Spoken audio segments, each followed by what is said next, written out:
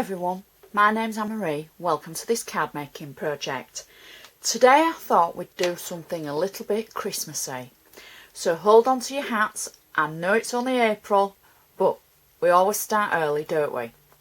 So everything that I use, if there's a link to be had, I shall put it in the description box at the bottom. So be sure to click the show more details and that will show you everything. I'm going to start off with a card blank from Anna Griffin. Everything that I use today will be from the Anna Griffin range. Now this measures 7 by 5 on our card scale, and there you can see 7 by 5. It's a card that came from a Christmas kit and it's already got an insert in, just to show you for the people that like to see the inserts. It is a stand-up card, it's not just a card front. So I'm going to start off using this, and I'm going to make sure that it's got a good sharp score along the edge using my bone folder. So that's the card base. Now the next thing that I've done is I've taken some of Anna Griffin's Christmas paper and I've cut it into sections. I'm going to show you what I've done already and then I'll show you how I did it. So I've cut out elements of the paper, and if you can see that, I've cut round the shapes, and then I've actually done it twice onto some plain paper, and I've put it on 3D foam to make it raised up to give it that 3D look really. So how I did that was I took the paper, and this, I don't want to turn this into a lesson about how to cut paper or anything, but it's just to give you an idea of how I did it. So I looked on the paper for the pattern and decided on which that I wanted to use, and obviously you can see from what I used, I took these elements out of the paper. Now I used a good sharp craft knife, and Anna Griffin's got a great tool range. There's a kit that you can get. You get the mat, you get the ruler and other things, including the craft knife. And the one thing about, if you're going to cut paper, you do want a good sharp knife. Now always cut away from yourself, and then as you cut you turn the paper. You don't turn the knife, because you want to make it easy for yourself and you want to be able to do it relatively safely, obviously, and you don't want any accidents, but you also want a good line around what you're cutting, and that's basically how you would cut. The secret of cutting is always to have a sharp blade, because if your blade is on the way out, then that will drag and tear your paper, and then you won't get a sharp line. And then once you get going and you get practicing and you start and you can build up the shapes that you're cutting, you can always start off with easy shapes, squares, things like that. If you look at a paper that's maybe got a large check effect, that's a good one to start with. If you start with straight lines and then build up till you build your confidence.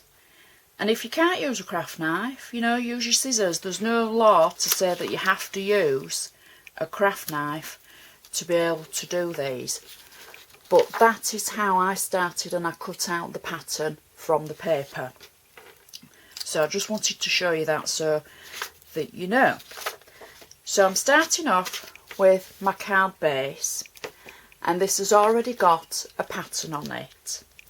So the first thing that I've done, as I've just shown you, is I've already cut out the pattern, and I'm just going to add a little bit of wet glue on the back of this, because I just want to be able to move it a little bit to make sure that it sits in the right position as we're building the card. So I'm just going to pop that on the front. Now don't worry that it doesn't fit the actual card base, because the next thing I've done is I've cut out a frame for this. Now this frame was taken from another card blank, and I've literally cut out the centre and I've cut it away following the pattern around the edge. You can see the pattern there. So I've cut the pattern away, the centre, and then I've just added some pearl dots around the edge in white and gold, just to give it a little bit more of an effect. So our frame is going to go over the cut-in paper that we've already cut out. So I'm just going to add some 3D foam in the corners, and this will just take me a minute, like so. I'm using just one layer of the foam, and I'm going to peel the back off, and then we're going to place the frame over the top of the layers that we've just created, and it will sit just over them like that.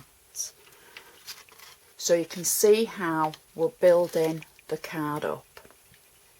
The next thing I've got is I've made a bow using my bow technique that we've already done previously in a different demonstration. I'll put the link at the bottom, and then if you want to have a look and see how I've created it, I've used the same paper that I've used for the actual cutting out of the sections. And I'm just going to add a little bit of glue on the back of the bow to stick it on, and just want to put it on an angle at one side.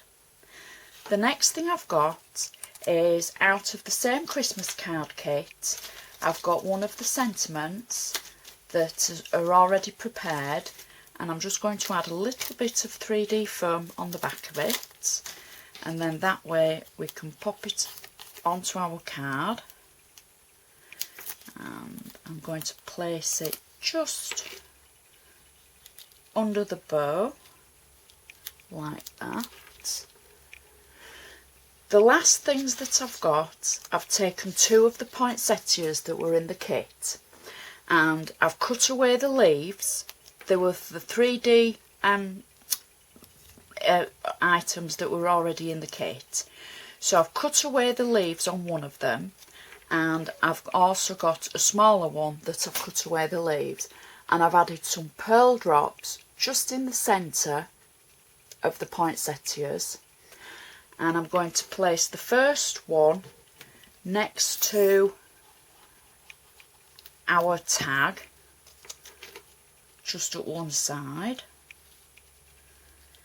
and then the second one is just going to sit over the top of the first one, as it were, and slightly over the tag.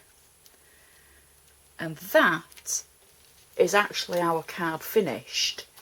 So once you see the technique of paper cutting and you find how to make the fan bow, it is a really quick card, and it looks so pretty, and it's just very Christmassy.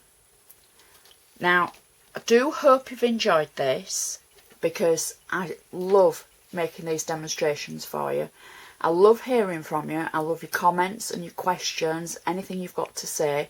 So please feel free to make a comment. You can always find me on Facebook if you've got any more questions, or you want to follow me for more ideas and information. If there's anything that you're not sure of, again, please get in touch. I'm happy to help, and I really hope you've enjoyed watching this, and I shall see you again next time.